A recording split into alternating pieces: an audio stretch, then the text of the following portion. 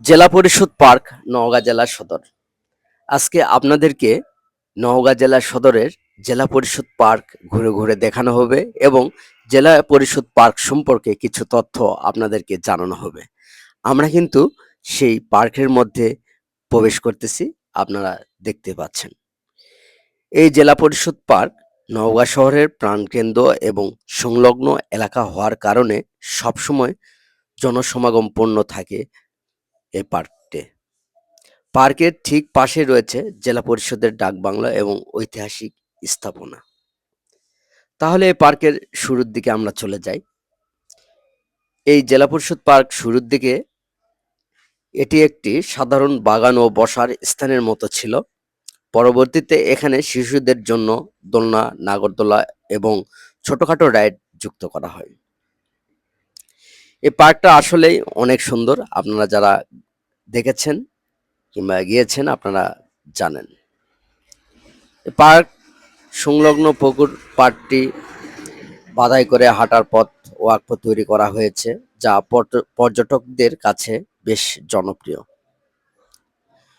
নওগাঁ জেলা পরিষদ পার্কটি কেবল বিনোদন নয়, বরং শহরের পরিবেশ রক্ষায় একটি অক্সিজেন হিসেবে কাজ করে। নওগাঁর মতো ঘনবসতিপূর্ণ শহরের এমন একটি উন্মুক্ত স্থান সাধারণ মানুষের দীর্ঘদিনের প্রশান্তির জায়গা। প্রিয় দর্শক, আপনারা কিন্তু দেখতে পাচ্ছেন এখানে অনেক বাচ্চা কাচ্চা এবং বাচ্চাদের পাশাপাশি অভিভাবকেরাও ঘোরাফেরা করতেছে। আসলে অনেক সুন্দর নিরিবিলি পরিবেশ। আর এখানে বাচ্চাদের খেলনাগুলো বিক্রয় হচ্ছে। আর এই পাশে দেখতে পাচ্ছেন ব্যায়াম করার জন্য এই জায়গাটি রিং লাগানো আছে। এখানে ছোটদের পাশাপাশি বড়রাও কিন্তু ব্যবহার করে। আর এই পুকুরটি দেখতে পাচ্ছেন অনেক সুন্দর দৃষ্টিনন্দন একটি পুকুর। আপনারা যারা ভিডিওটি দেখছেন, আপনারা আমাদের এই ভিডিওতে লাইক কমেন্ট করবেন, পেজে যুক্ত হয়ে যাবেন এবং চ্যানেলটি সাবস্ক্রাইব করবেন। আপনাদের মূল্যবান মতামত আমরা আশা করতেছি। আপনাদের কাছে যদি এই ভিডিওটি ভালো লাগে তাহলে নেক্সটে আপনাদেরকে এই ধরনের ভিডিও আমরা আরো দেখাতে পারবো। যদি খারাপ লাগে সেটাও আপনারা জানাবেন। এই পার্কটিতে অনেক ধরনের ফুলের গাছ লাগানো আছে, আপনারা কিন্তু দেখতে পাচ্ছেন।